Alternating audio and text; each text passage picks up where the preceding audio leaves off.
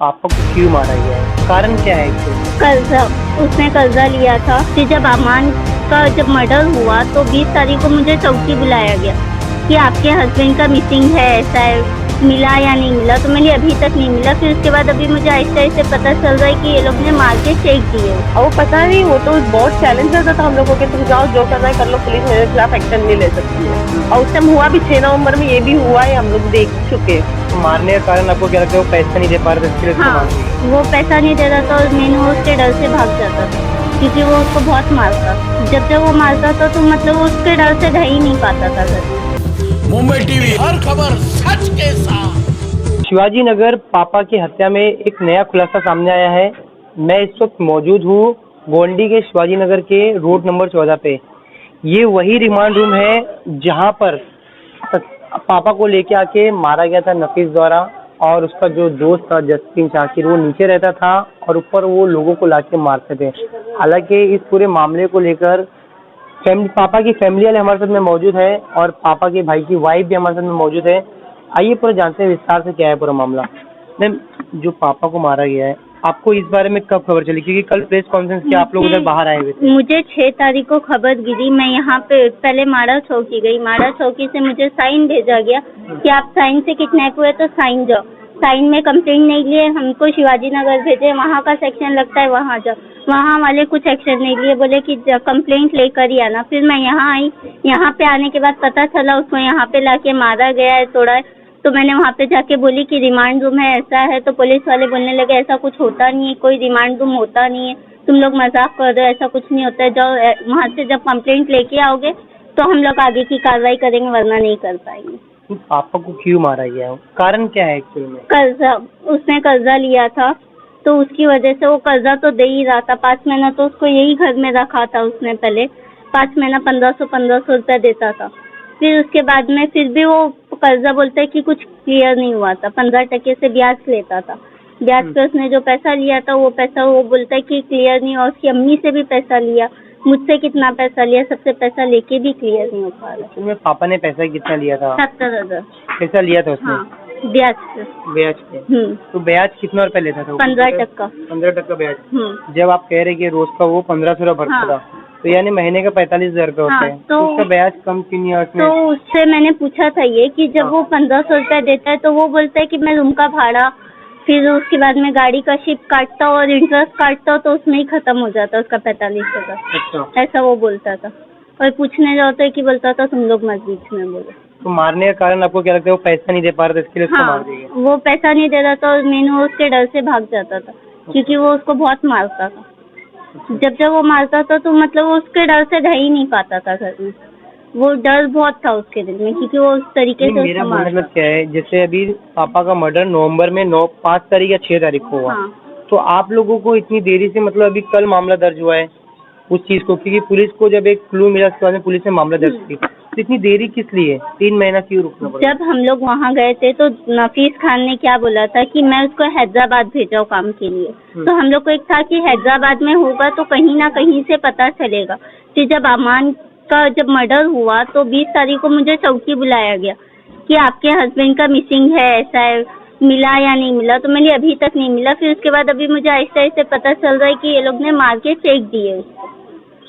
अभी यही पता चल रहा है। अच्छा माँ जी, ये बताइएगा, आपके एक बेटे का मर्डर हो गया, दूसरे बेटे को जेल में डाल दिए, क्या लगता है क्यों ऐसा करिए? नहीं, ये जीजा जी मेरे आदमी। अच्छा, आपके जीजा? इनके जीजा, इनके हस्बैंड ने उसके मेरे आदमी के। अच्छा, इस पूरे मामले को लेकर आप क्या बोलोगे? मैं क्या बोलूँ भाई, मैं कर्जे के लिए मेरे को धमकी दे रहा था।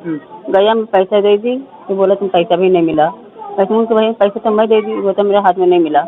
अच्छा, वो 5 महीना की कितना हो गया नहीं मिला पैसा, तो घर पे बोला मेरे। बोला घर पे कि मेरे को बुलाया, मेरे ऊपर से नीचे आई। बोले क्या भैया?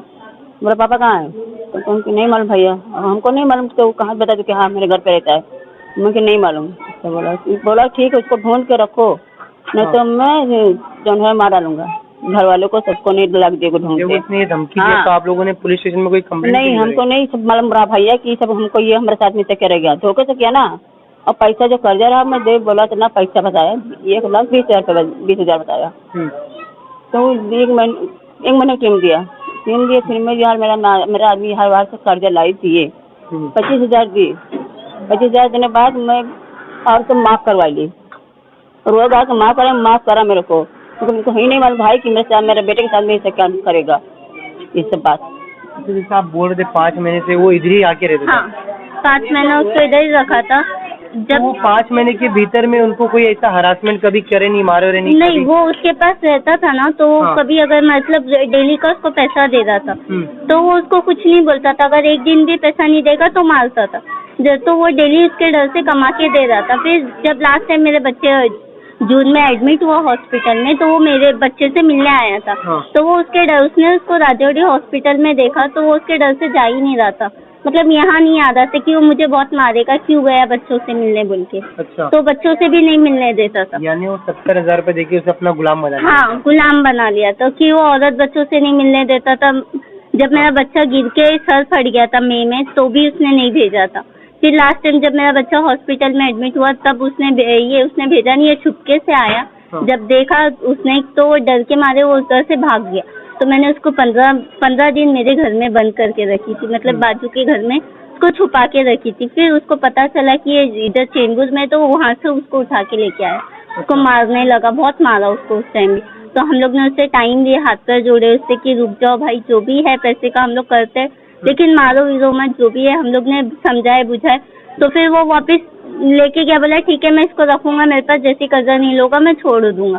तो उसके बाद से फिर वो हम लोग से मिलने नहीं देता था।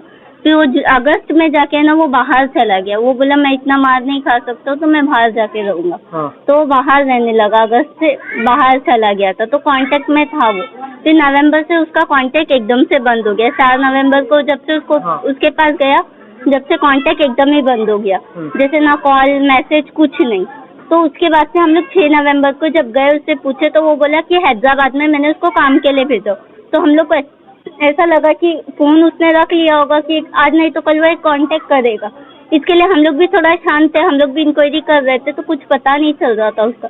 खाली उससे पूछे तो लास्ट टाइम तक यही बोला कि मैंने हैदराबाद में काम पे भेजा। तो अब पता चल रहा है कि उसने उसको मार दिया।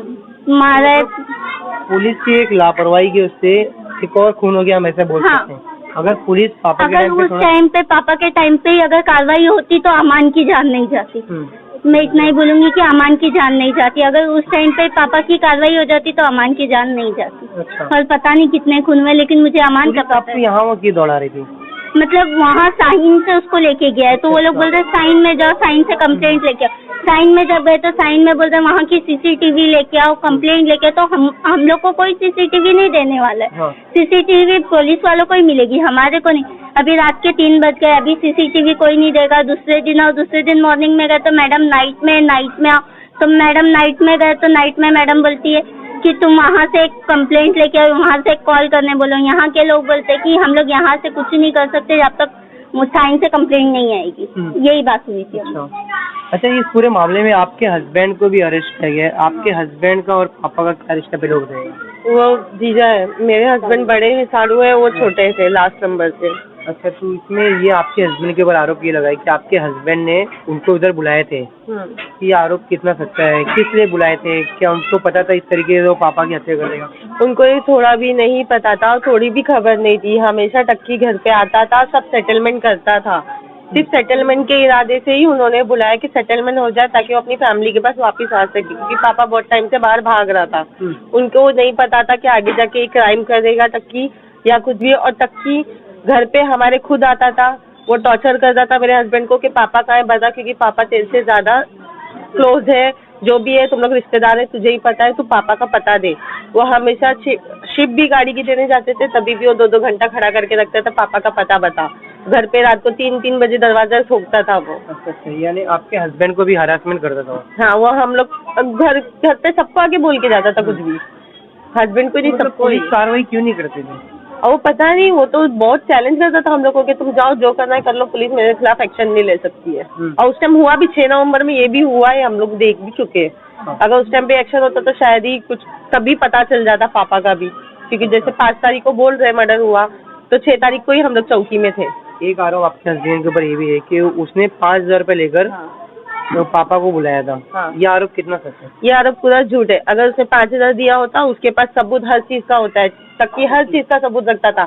उसके पास ये सबूत नहीं है कि उसने पैसे दिए हैं। और मेरे हस्बैंड का यहाँ पे मेरे अलावा कोई नहीं है, 5,000 लेके जाएगा कहाँ? वो मुझे घर ही लेके आएगा ना, या तो रखा होगा कहीं, वो कर ही नहीं सकता। और पापा और मेरे हस्बैंड बहुत क्लोज थे, वो उसके बाद वैसा होने भी नहीं देता।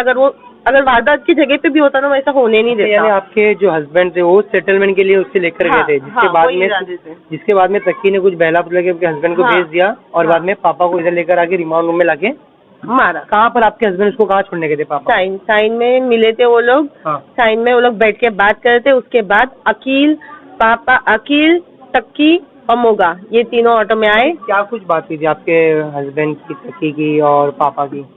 कुछ बताया तो उन्होंने? नहीं, ऐसा मुझे कुछ बताया नहीं। बस इतना बोले कि टक्की मुझे रोज फोर्स करता है और रोज प्रेशर डालता है कि मुझे पापा से तू ही मिला के दे सकता है, तू ही उसके कांटेक्ट में, तू ही मिला के देगा बोल के रोज टॉर्चर करते थे। और उस टाइम पे उसका फोन आया कि मुझे पता है पापा तेरे साथ में। तो जैसे ही उसने फोन लगा वैसे ही पीछे टक्की खड़ा था और टक्की ने वहां से उठा के लेके चले गया। बोला मैं कुछ नहीं करूंगा, मैं सेटलमेंट करूंगा। उसने यही बोला कि मैं सेटलमेंट करूंगा, क्योंकि वो हर बार ही सेटलमेंट करता है। ये बार भी हम लोग सोचे कि वो सेटलमेंट ही करेगा। उसके आगे टक्की ने कुछ भी नहीं बोला हम लोग को। तो आप साफ तौर पे देख सकते हैं ये रिमांड रूम था, उसके सामने ही ये रूम है। आसपास के लोगों को भी तकलीफ होती थी, वो लोग बोलते भी थे मगर वो नहीं सुनता था। हमारे में ऐसे क्या होता है, इतनी आवाज कब आती थी? सुबह के टाइम में यानी 4 से 5 बजे तक का, 6 बजे तक का मारता था वो कंटिन्यू। मतलब हफ्ते में, दिन भर? हफ्ते में लाता था, कभी 15 दिन में लाता था, एक न एक को लाता ही था मतलब। और बीच में तो ये जब पापा यहाँ पे था, इनकी वाइफ लोग चले गई खाली करके, तो पापा और असलम और बाटला, क्या क्या नाम था मतलब, ये सब लड़के लोग खाली इसमें रहते थे। कभी ऐसा कुछ हुआ तो सुबह में आके लोग को बहुत मारता था।